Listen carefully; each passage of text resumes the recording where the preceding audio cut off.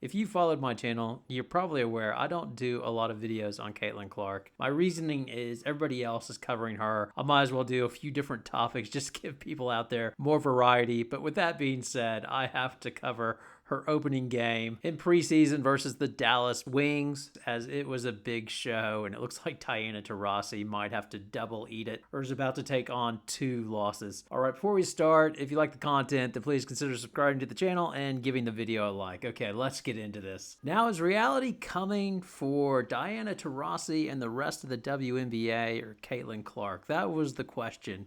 And well, on a preseason game, it definitely appears that Caitlin Clark will settle in just quite nicely into the WNBA. Thank you very much. She went for an easy 21, again in an exhibition game, but it reminded me for all the money when James Harden was traded to the Houston Rockets, and there was all sort of conversations of, he was a great six man, but is he going to translate in Houston, and can he be that star, or is he just like a flashy guy that comes off the bench but really can't be a number one?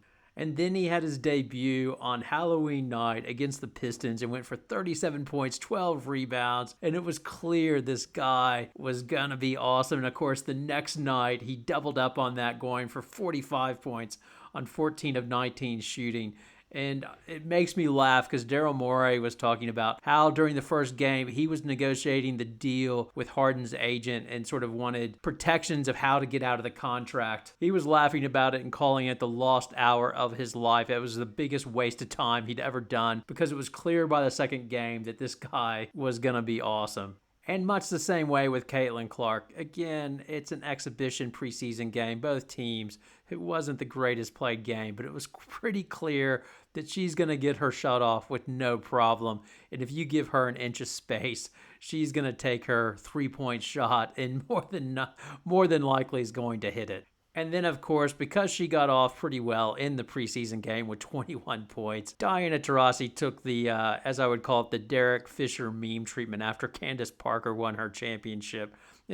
She was getting it on Instagram, Twitter, and all the different social media, which is probably a bit unfair to Taurasi. If you looked at her comments, they were fairly reasonable because there will be an adjustment. It's not going to go this way the whole entire season for Caitlin Clark, obviously. She'll get picked on a little bit on defense, but there's no doubt she's going to have an impact. And one of the reasons for that is she's just such a great passer, and her threat of her shot, which they'll respect, of course they'll respect her shot, just opens everything up. And if you have the slightest bit of space or anything like that, she is going to crush you. Her dance partner, Aaliyah Boston, like those two, it is Shaq and Kobe. There's no doubt, because that was the thing that struck to me on watching the game was I need to go back and look at last year's game, but Aaliyah Boston looks in a lot better shape to me. Like she was running the court so well and looked so quick. Like she didn't have a great offense. Like she missed a few easy shots she should have got in, but she just looks so much better just running up and down the court. Like she's always been good, but she even looks in better shape now. And admittedly, some of that might be that Kalani Brown and McCowan, they're not real fleet of foot.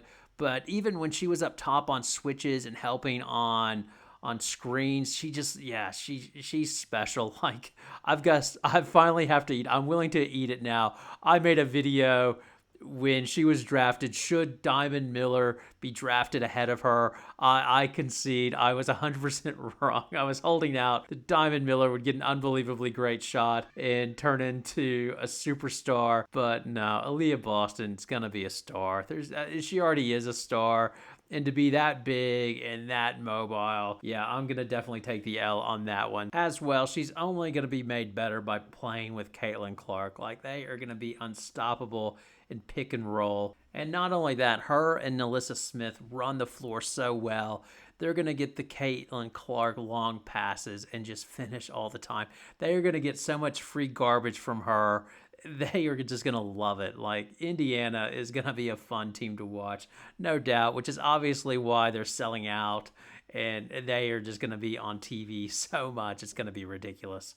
Now, I mentioned in the opening that Taurasi was going to take a double loss. The second loss is going to be potentially the Olympics, because I don't see how they are going to keep Caitlin Clark out of the Olympic team. And if she does make the Olympic team, the casualty of that, or the player I think that it will get bumped off the roster, I would think would be Diana Taurasi. Frankly, I didn't think Diana Taurasi should have been invited to the last trial in Cleveland. She is a great player. Like, she's had a great career, one of the greatest of all time, no doubt. But the Olympic team is not about career achievement and you being given or granted a spot on the Olympic roster when you're past your prime just so you can achieve your sixth Olympic game.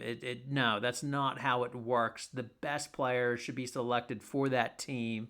And at this stage of her career, she is not that player anymore, which isn't anything to be ashamed about or anything. Father Time beats us all, basically. And that's the stage of career that she's in, especially when you consider how the Olympic team treated Candace Parker, who they had attend a trial, and then they cut her when she was near her prime. And then the other one was Nneka Ogwumike. The way the Olympic team treated her was disgraceful. And with the management of those players, they sort of set a precedent that they were going to do what was best for the team and not worry about individuals and their feelings. If they're going to give an emeritus position or one based on, because they're going to win the gold medal anyway, if they were going to choose between Caitlin Clark, who's obviously the future, and letting Diana Taurasi have one last run or go of it, I'm definitely on board with Caitlin Clark, as it's undeniable that she will bring more eyes to the women's game at the Olympics, as well as that has the potential to translate to the WNBA. That would be their hope, obviously.